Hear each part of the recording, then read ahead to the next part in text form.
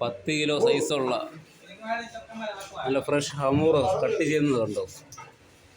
തലഭാഗം ആദ്യം കട്ട് ചെയ്ത്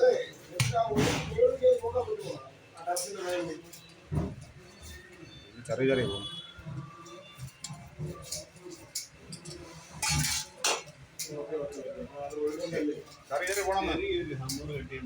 ചെറിയ പോണ പണ്ടോറ ഞാൻ തിരിയിട്ട് നല്ല ഫ്രഷ് ആയതുകൊണ്ടാണ് ചെറുകി പോണത്. നോക്കിയോ ഫോൺ നോക്കിയോ ഇതിൻ്റെ